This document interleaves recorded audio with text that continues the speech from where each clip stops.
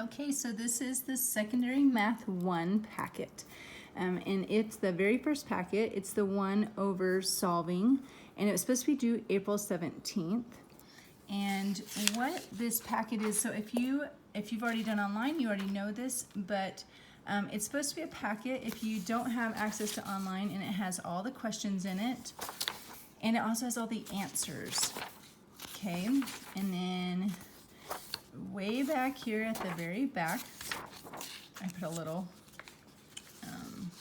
sticky note for myself, is this. It says Chapter 1 review, and I've kind of taken it out. There's actually answers here as well, and it has the test on the back. And the test is only 14 questions, and I saw that several of you, several did very well, and there were some that didn't. I want to make sure you understand I gave a retake option. So if you, after you've done this review, if you want to retake this test, or if you have questions, please join me, and I will try to answer as many questions as possible. Actually, I'm going to use this to help me. Okay, so what I'm going to do is try and show you how I would teach my students. So I'm sure you know these things. This is supposed to be review, but sometimes you just need someone to help. So right here, what we're trying to do is get the variable by itself. And we know that opposites are plus and minus, multiply and divide. So if I want to get z by itself, it says plus 3, so I'm going to subtract 3 from both sides. Then that would give me z equals, and negative 6 minus 3 is negative 9. Many of you probably don't have a calculator like this in your home where you could put in the negative 6 minus 3 to show the negative 9. If you want a calculator like this though, there's an app for your, Apple and Android, and it's called Calculate 84, and it's a free app, and it gives you a calculator that basically looks like this on your phone or iPad or whatever other device you have. So going forward right here, this says negative 0.2 t. It doesn't say plus or minus or divide, and so we must assume that these are multiplied. So I would do the opposite, which is to divide on both sides. When I put that in my calculator, I get negative 13. Right here, I'm trying to get this n by itself. It says divided by, and there's a negative 5, so the opposite of that would be to multiply by negative 5 on both sides. So it would cancel it out except for n. A negative times a negative is a positive. You're allowed to use your notes and calculator on the test, so I hope that you'll take time to do so.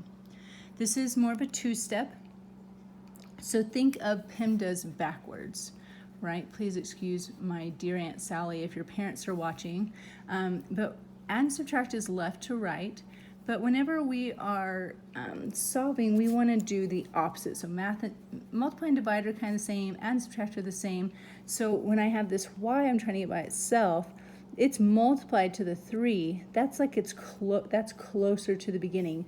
So because it says plus 11, I want to subtract 11 first and move it over to the other side. Again, if you've had previous teachers that taught you a different way, it's okay. This is just my way of teaching, and I teach juniors and seniors, so it's just a little different. Right now we have 3 times y, so I'm going to divide by 3 on both sides, and so I get y equals negative 9. For this next one, I have 2 on the same side. So far I've been moving it to the opposite side, and so I had to do the opposite. If it was plus 11, I had to subtract 11. But right here, n, which is technically 1, I have 1n and 5n, and so together that makes 6n. Okay, so I put them together because they're on the same side, but now I have to move that plus 7, so I'm going to subtract 7 to the other side, and that would give me 36. And then I'm going to divide both sides by 6, and so n is 6. Wow, this one's really tough. So you can see we have this x right here. So inside, so this is parentheses, right? If we're talking about PEMDAS again, right? That's the closest to the front, so we're not going to do that. And 3 halves is multiplied, not going to do that. That minus 5, that's what I'm going to have to get rid of first. I'm going to have to add 5 because I'm going to the other side.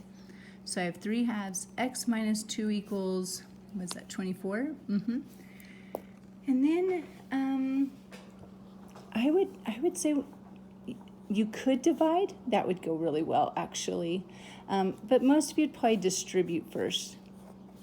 So we'll do that. So we'll do 3/2 x, and 3/2 times 2 is just 3. And then because it says minus 3, I'm going to add 3. And then because it says 3 times x, I'm going to divide by 3. Many of you might be feeling like, wow, she's going really fast. The good news is you can hit the pause button. But this is, I don't want to go too slow. It might take too long on our video. Okay, if I was in a class, I would wait for everyone to stop. Right here, this one, I'm trying to get b by itself. This is a positive 1 though. So I want to subtract the 1 from both sides, giving me 5. And then right here, because that's a negative, that's basically a -1 that I'm going to divide by. Okay, here we are again with this guy. I think that you would probably, the more I think about this one, I bet you guys would distribute first. So we would say -8z minus 24, and then that's the end of those parentheses of that distribution. So now I'm going to have that minus 12 equals 4. For simplicity, I'm just going to move one thing at a time here. So I've got -8z minus 24 equals 16, and then I'm going to add 24 to give me 40, and then I would divide by -8 to give me -5. Okay, this next one looks really scary because a lot of students don't like fractions, and that's fair. I get it. But I hope you can see that both of those are w's, and both of them have a common denominator of 5. So if I have 1 and I have 7, I have 8. Now I'm going to get rid of that +4, or the -4 by adding. And then right here it seems to be tricky. Kids, you could divide by 8/5, and in your calculator that would be super easy. 10 divided by 8/5 like that. Math, enter, enter, math, enter, enter. If you want to get that fraction. Another way you could do it though that I usually teach is, because that says divide by 5, I can multiply by 5.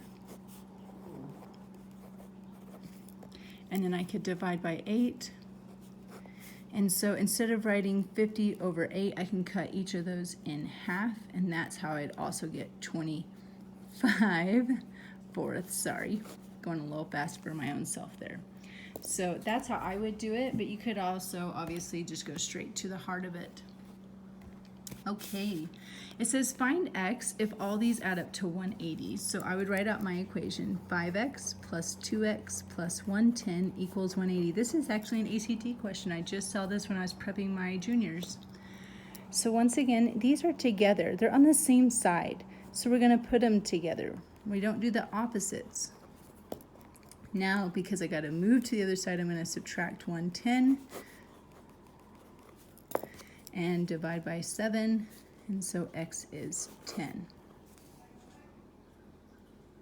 Okay.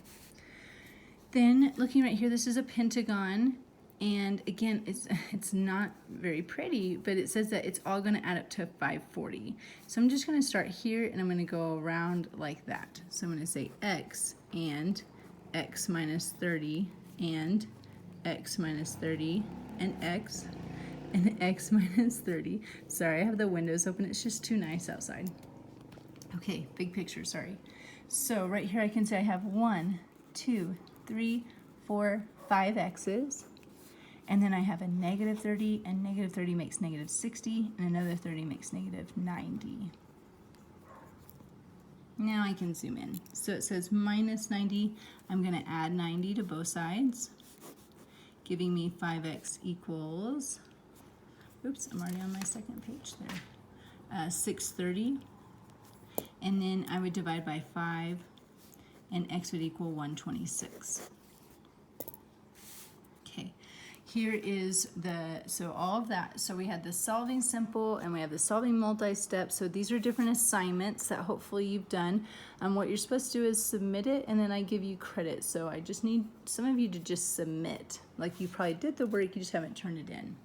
When we have a variable on both sides, I try to teach my students to always go from right to left. You don't have to, obviously, but this is the pattern that I usually teach my students, is get those variables together and move from right to left. It's just the way we're used to seeing the work. So now I have a minus 3. I'm going to add 3. And then I'm going to divide by -1, and n is -4. I do this because I teach ACT classes, and almost always the ACT has the variable on the left, and so it's just easier. Number 13, we're going to distribute 5 plus 5x equals 5x plus 5. And if we're following that same thing, if I move this 5x over, something weird happens. They both cancel out. And then it has a statement. Does 5 equal 5? Yeah, that's true. And since it's true, our answer is infinitely many solutions. When we get to our next one, what that means for our systems of equations is it means it's the exact same line. So it would be this line, and it would be this line, and they would be the exact same. So it's hitting infinitely many times. Over here, number 14, we would have 3n plus 12 equals half of 6 is 3n, and half of 4 is 2. And so again, when I subtract my 3n this time, it comes out to 12 equals 2, which is not true. That's false, which means that there are no solutions. Graphically, though, what that will mean is that one of them will be at 2, and one of them will be at 12, and they're parallel, which means they don't cross, which means there's no solutions.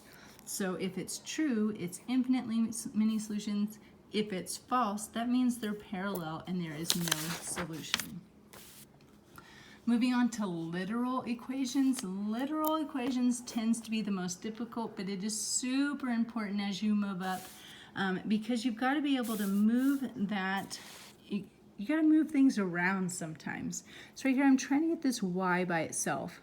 So I'm going to move this x. It's a positive 2x, so I'm going to subtract it, making that -4y equals -2x plus 20, or you could have said 20 minus 2x. But I'm used to putting it like this because y equals mx plus b is the form where I graph, which is your next lessons, your next module. So we might as well start now. Okay, so we're going to divide everything by -4. That's key right there. So negative over negative makes a positive 1/2 x. Positive over negative makes a negative. And that's what we're going to be graphing next module. Right here again, I want to get y by itself, but I don't like it over here. It just feels weird. So I'm going to rewrite it because that's just odd. I don't like it. Okay, -5. And since this also is just a number, no x's, no y's, I can put these together. 8x minus 8. And then I'm going to divide by 4 on everything, and y equals 2x minus 2. This one's a toughie. I'm going to be impressed if some of you guys get it, but basically what it is it's a reverse distribution, meaning I'm going to take out the y. So if I took the y out of each one of those, I would be left with 9 plus 3x. And then now this says y times. I don't want to distribute, I just undistribute. It's called factoring or undistributing. But since it says y times, I can divide both sides by this and get y all by itself. 9 plus 3x. Done. Oh, sorry, you missed it. Okay, we're getting close here. We've got a couple more questions. So right here it says volume is 1/3 base times height, where base is right here, it tells us my base and my height, but it first says solve for the area, the height. So if volume is 1/3 base times height, I like to get rid of this divide by first. So it says divide by 3, so I'm going to multiply by 3 on both sides, giving me 3b equals, technically we wouldn't write 1b, we would just say bh, and then I want this h by itself, so I'm going to divide by b, and so the height is going to be 3 times the volume over the base. And so it says, okay, well then find what's the height. Well, we just said height is 3 times the volume. The volume right here is 216. So I'm going to substitute in, let's just go big picture here. So since my V says 216, I'm going to put 3 times V over, and then it says the B, so I'm going to use a different color here. This B, this base, 36, goes right here. See, I'm just substituting it in, and then I would personally put that in my calculator. I would do 3 times 216, and then divide by 36, and I get 18. Okay, last one is really challenging. I'm kind of impressed that you guys are doing this, but here we go. The first thing, so we just did one like this. We're going to go ahead and distribute. So I've got 9/5 K minus, I did not do that one, 9/5 times 273.15 is going to be 491.67, and then plus this 32. Now I've got to get my K, the K by itself, so I'm going to just slowly move these things over. I'm going to go ahead and subtract my 32 and have F minus 32.